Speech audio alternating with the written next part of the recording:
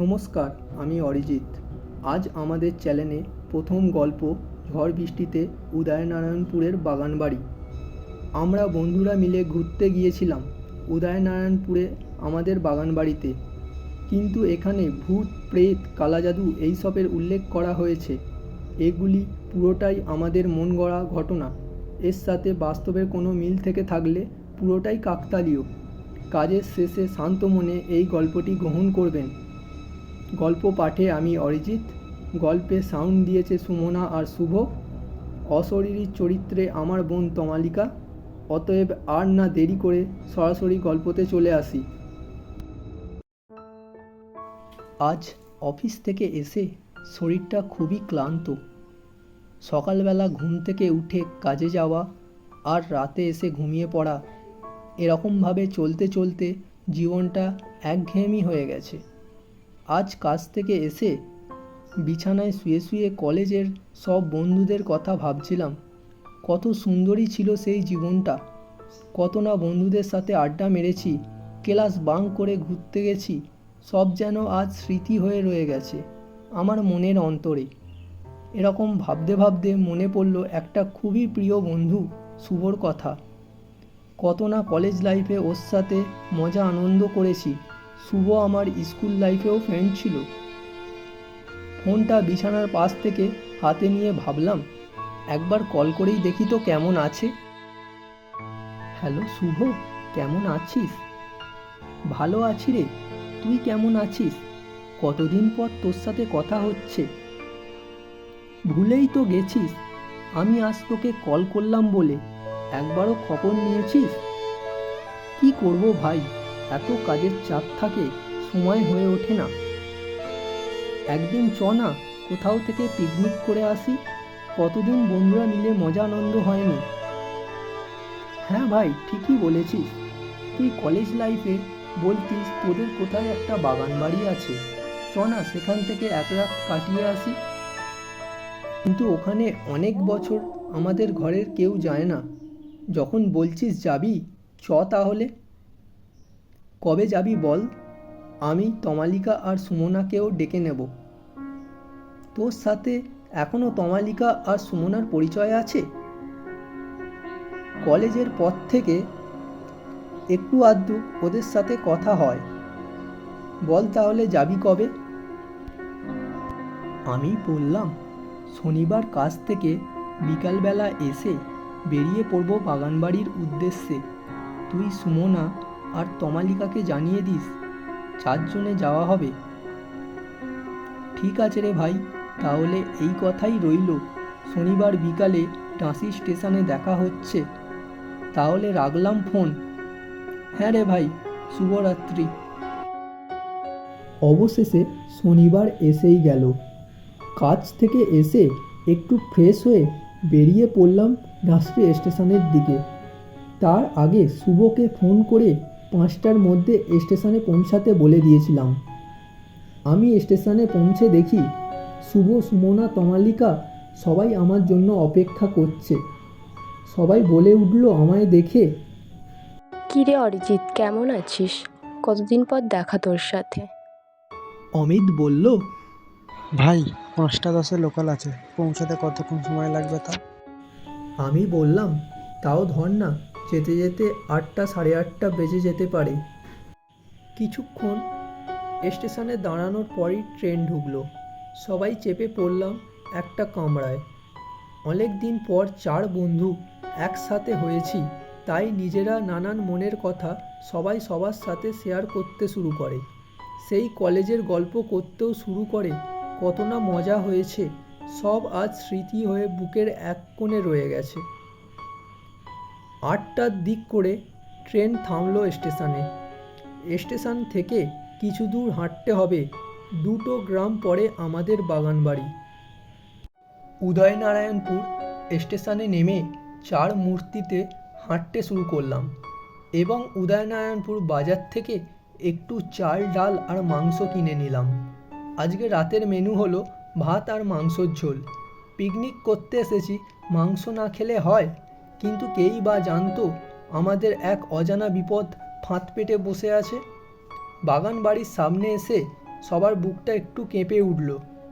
সুমনা বলে উঠল, বাগান বাড়িটা না কেমন যেন, বাড়িটার দিকে তাকালেও ভয়ে গাফা শিউরে উঠছে আমার। যেন মনে হচ্ছে বাড়ির ভিতরে ঢুকলে কেউ গিলে ফেলবে আমাদের সারা জীবনের জন্য। আমার আর বোধহয় বাড়ি ফেরা হবে না। শুভ সুমনার কথা শুনে উত্তর দেয়, সত্যি তোরা খুব ভীতু, এত কেন ভয়? আমরা তো আছি সবাই। অরিজিৎ, তুই গেটটা খোল। আমি কোনো উত্তর না দিয়ে গেটটা খুলবো ভাবছি, হঠাৎ নিজে থেকেই খুলে গেল, আর একটা ঠান্ডা বাতাস আমাদের গোটা শরীর শিউরে দিল।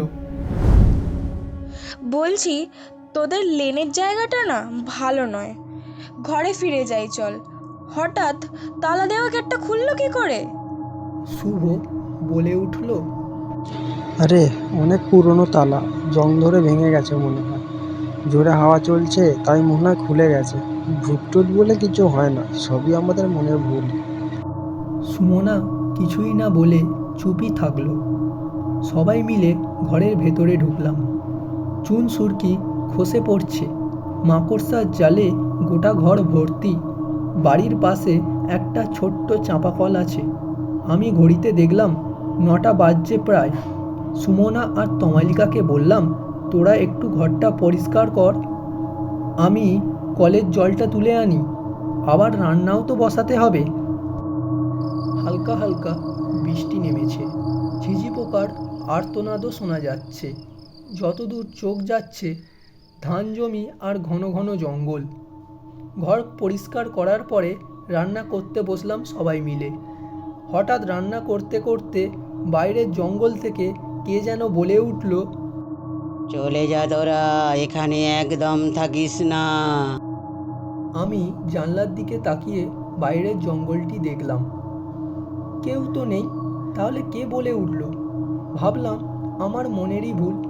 চুপ করে রইলাম, কাউকে আর কিছু বললাম না, বেকার ভয় পাবে। আর ওরা মনে হয় শুনতেও পায়নি, তাহলে তো আমায় বলতো। রান্না করে খেতে খেতে প্রায় 11টার মতন বেজে গেল। সবাই বিছানায় বসে গল্প করছিলাম এই গ্রামের শ্মশানকে নিয়ে, নাকি এখানকার মানুষেরা বলে ওই শ্মশান অভিশপ্ত। শুভ বলে উঠল, চল সবাই ওই শ্মশান থেকে ঘুরে আসি। আমি বলছি কি, সকাল হতেই আমরা সবাই না বেরিয়ে যাব। এখানে আর এক মুহূর্ত থাকা যাবে না। আমার না খুব ভয় করছে। অমিত বলে উঠল, আরে এত ভয় কিসের, আমরা সবাই তো আছি, আর ভূত বলে কিছু হয় না। সবাই যখন রাজি, আমি বললাম চ তাহলে।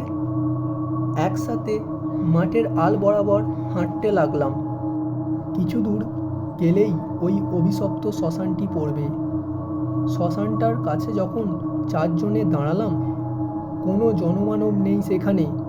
যত দূর চোখ যাচ্ছে ঘন জঙ্গল, আর পাশ দিয়ে একটা কানা নদী অবিরাম কলকল শব্দে বয়ে যাচ্ছে। শ্মশানের পাশ দিয়ে যখন হাঁটতে শুরু করি, মনে হলো কেউ যেন আমাদের পেছন পেছন যাচ্ছে। আমার গোটা শরীর আতঙ্কে ভয়ে কেঁপে ওঠে। আমি ঘুরে তাকালাম, বলে উঠলাম, কে আছিস, সামনে আয়। কিন্তু কাউকে দেখতে পেলাম না। কিছু দূর যাওয়ার পর শ্মশানটি পার করে সবাইকে জিজ্ঞাসা করলাম, তোরা কি কারো পেছন পেছন আসার আভাস পেয়েছিস? সবাই বলে উঠল, না তো, কেন, কি হয়েছে রে? আমি চুপই থাকলাম, এটা আমার মনের ভুল ভেবে। সবাই ঘরে এসে বিছানার ওপরে যখন উঠে বসলাম, তখন থেকে শুরু হলো আতঙ্ক। বাগান বাড়ির অ্যাডবেস্টারের চাল থেকে কেউ যেন লাফিয়ে লাফিয়ে দৌড়াচ্ছে। আমরা সবাই ভয়ে জড়সড় হয়ে বসে থাকলাম।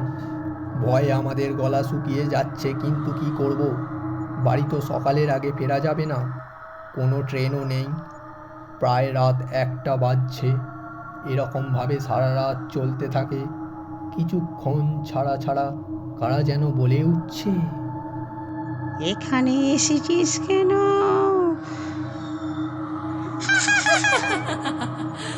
আমি বলে উঠলাম, মনে হয় শ্মশানের কোনো অতৃপ্ত আত্মা আমাদের সাথে এসেছে এই ঘরে।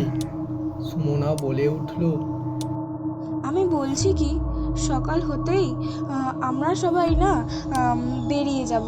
এখানে আর এক মুহূর্ত থাকা যাবে না। আমার না খুব ভয় করছে।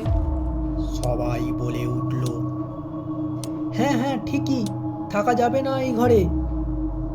ভোরের আলো ফুটতেই সবাই বাইরে গিয়ে দেখি সারা বাগান বাড়ির আশেপাশে রক্ত আর কি একটা অজানা পাখির পালক পড়ে। আমরা সবাই ব্যাগপত্র গুছিয়ে প্রাণপণে পালাতে থাকলাম স্টেশনের দিকে। আমাদের সারা জীবন মনে থাকবে ওই রাত্রে বাগান বাড়ির কথা।